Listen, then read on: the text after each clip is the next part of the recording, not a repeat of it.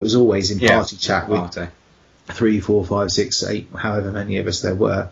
So we didn't have to worry about that. But of course, you go in on the PS3 or something like that, or even the PC if you've got voice enabled there. And if you're going in with open mic, then I'm sure you do get grief. But I just find I laugh at them, and they really hate that. When you're getting trolled and you're just laughing at them, they really, really hate that. Yeah, I know. I mean, I got the game-winning kill only to be accused of having a modded control pad. Awesome. Yeah, I just thought, oh, fuck you. You're right. I don't really ever get that in Battlefield. Well, this is exactly the reason why I don't know, not to offend any COD fanboys out there, but Battlefield 3 does seem a little bit more refined for the more discerning gentlemen out there, maybe. Yeah, I don't know. I mean, we've it's like Woolster is always playing COD, and I'd love to get him on something like that just to see if he'd actually enjoy it.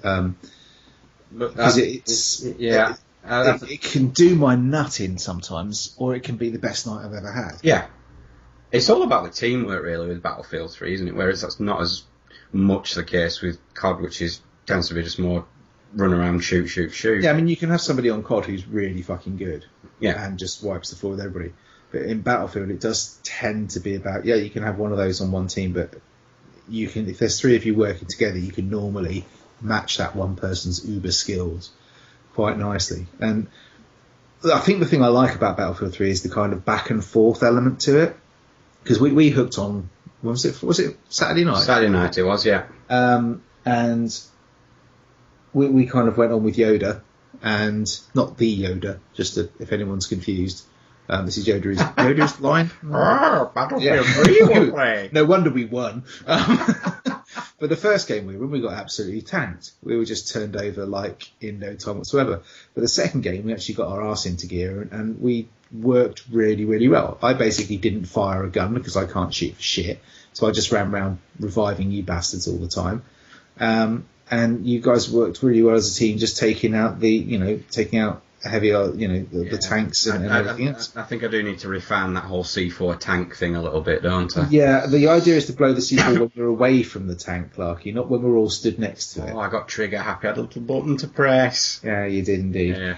It's just some brilliant moments in that game. I did. I actually got the unlock the mortar in my support role, and thoroughly enjoying the mortar, and I'm looking forward to putting that to some tactical use. I did get one nice shot where there was. I think it was the last game we played where we were all in the warehouse and we were under fire from an Amtrak which was out in the ocean. Oh yes. And I pulled bastard cheating spammers. Oh yeah, and I pulled the mortar out and got a direct hit on it straight away, which was immensely satisfying. Yeah. But that's kind of why I like the game as well, because you can easily flip between your tool set to kind of match whatever's coming at you. So if there's a tank coming down the highway, brilliant. Okay, I'll swap to my rocket launcher or whatever, and then if it's something static, I'll get me mortar out. I think the game is awesome, and I'm really pumped for Battlefield 4 now. Yeah. Really pumped for it. I know this. But how many people are going to be buying PS4s to play it on? I don't know, but I will. Oh, it's me too. I know this is a PC podcast, but I should be buying on PC. No. It may double dip, but if I'm absolutely honest, and I bear my soul on this podcast every week. I love first-person shooters on console. Sorry, I just do. I like first-person shooters with a controller in my hand. Yes. It's just 10 years of playing them. I'm sorry, I can't get used to playing fast-paced multiplayer first-person shooters with a mouse and keyboard. Although on the subject, I think Nefarium wants to go on the PC version with us all this week. Really? Okay. Well, I mean, I'm going to try it. I'll reinstall Battlefield again because I've got, like I said, I've got premium on bloody 360. I've got premium on the PC. Yeah, we're playing vanilla on the PS3. On the fucking PS3 vanilla, which is sod's law, really. But I am actually, because I'm useless. I play Battlefield on the PC. I just can't do it. So I'm actually thinking, I know people keep saying, oh, you're going to get owned if you use a controller, but I'm going to try it because it can't be worse than how badly I am with a mouse and keyboard. It just can't be worse. What the hell? Let's give it a go. Yeah, fuck it, I'll get it installed. And I'm also going camping again this weekend. Who with? A friend. A friend. A friend, yes. And you break it to me like this. This is the payment. Oh, jeez. There'll be children there. You're a sick fucker. Of course, my own. Oh, that's even worse. What are you saying? Turn everything round, I say. I say you can make your own bloody tea tonight. And you're sleeping on the couch as well.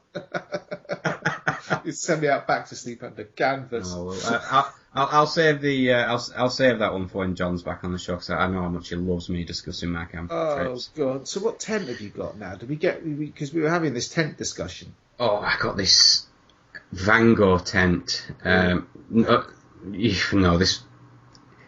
It was basically, as it turned out, one up from a festival tent. So no, it looked really, really good, but it was. I mean, the first time I put it up, one of the poles snapped, and then when I was actually on the camping trip, my daughter was walking my friend's dog, which then proceeded to pull her over the tent and snap the poles again. And I don't know, I just don't feel. You need to get yourself some quality, mate. Yeah. Oh, well, I'll be safe. Excited because a work colleague of mine, she's about to go camping, and she's got like a huge tent, like one of the massive, great big ones with kitchens and dining rooms and God knows what else.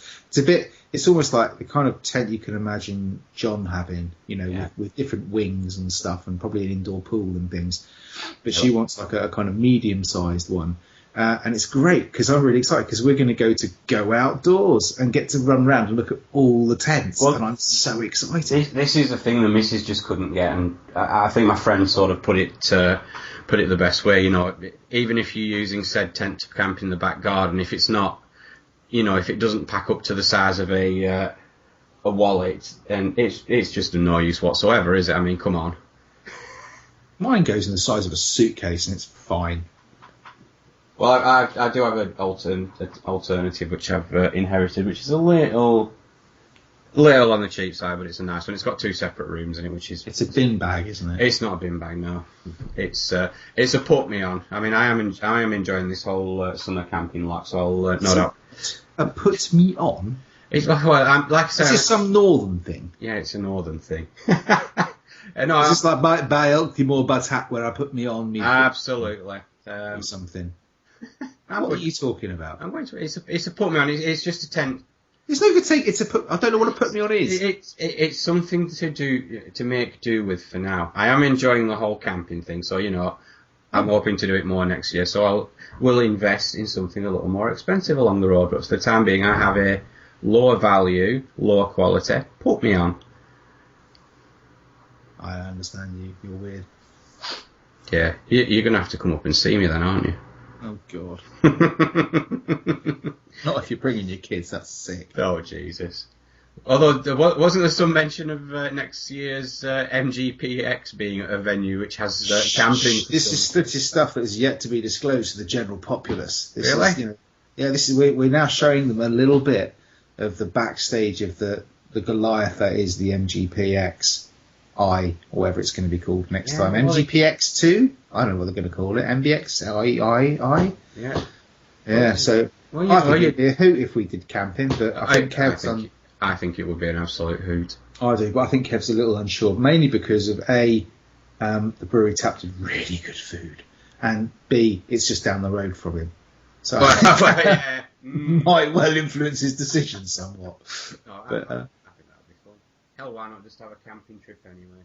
Look at why not? Yeah, bits and pieces. Bonding session, Bondage session? Bonding.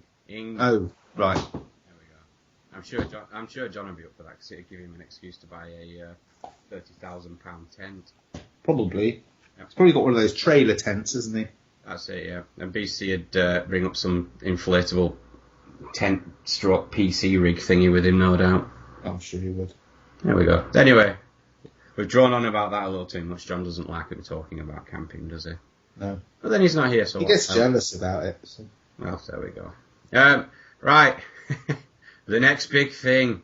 Hey. Sanctum 2. Awesome. Part first-person shooter, part tower defense game. Can I go first on this one? Hit me up. Shit. What? I don't like it. It's not a tower defense game.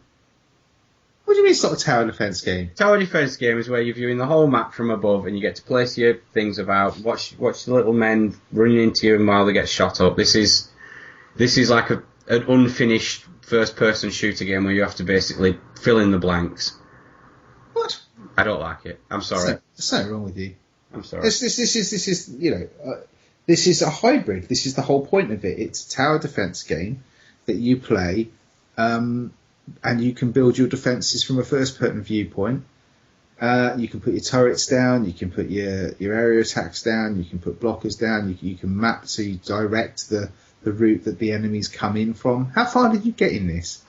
I played it for about a short while. Right, 3 minutes? No.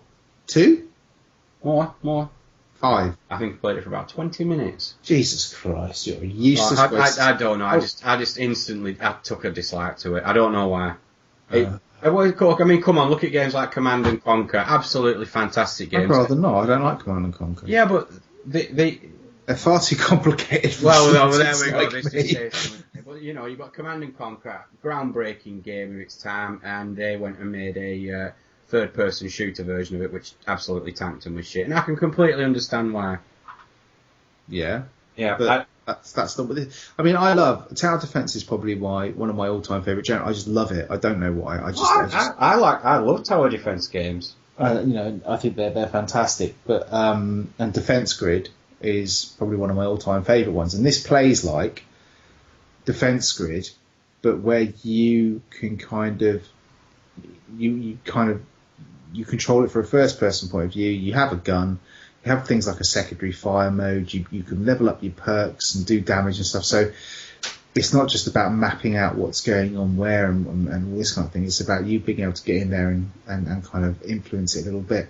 It takes a little bit of time to get your head around the fact that you're vulnerable and you could die, which then means that you have to back out of the map for 10 seconds, which is quite a long time. Yeah, but where's the fun in that? You build an awesome, network of towers, and then you have to go and hide behind a wall, not seeing anything. No, you stand on top of the bloody wall. And someone will hit you with a sniper rifle or something.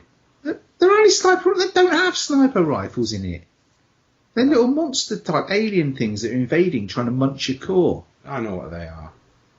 It's I don't know. I think it's I'm not sure I'll play. I think the presentation on this game is really good. I like the comic book style to it. It reminds me a little bit of Brink actually. I don't know if you ever played that on the one that basically tanked. No. It's just not great. Yeah, really that game that just tanked. But it's got a kind of comic book style to it. You get a choice of 4 characters, always slightly different sort of specialties. So you got your all rounder, you've got your long range, you've got your short range, and it just throws you into these maps where you kind of run about and you place your turrets and your blocks down to sort of direct the enemy down certain paths. So obviously what you want to do is you make the path as convoluted as possible so it takes them the longest amount of time to get to the core, so you've got time to put as much damage on them as possible before they can get there. And it works very, very well. I think it's just one of those games that if you're unsure about it, you need to check the demo out first. But I like it. Yeah, I'm sure if I gave it a bit more time, I'd maybe like it a little bit more. But I mean, let's face it, that's not going to happen, is it? No, not really. I can't see that. I mean, it's one of those ones I'll probably I'd have to put another few hours into it to sort of for it to hook me in. And I think part of the thing I like about tower defense games is that kind of sitting back, watching it unfold. Do you know what I mean? That where you're getting that God view of top down, watching it all happen. Think, shit, I really need to there's where my bottleneck is. I need to make sure that I've got something there to cover that. And unfortunately, when you're playing this game, you're so busy running around trying to shoot things in first person mode that you actually lose sight of the main objective. Do you know what I mean? So things will slip past you, and you won't even realise it. So you can't. I find it really hard to concentrate on what's going on around me. I'm concentrating on shooting down this big Goliath thing, which is soaking up all my bullets, and I've neglected the fact that there's a hole in my wall somewhere or something like that, or I've not planned something properly, and you miss it, and that kind of you suddenly think, oh fuck, that's why. So when you fail, you've got no idea why. Whereas if you're watching a traditional sort of tower defence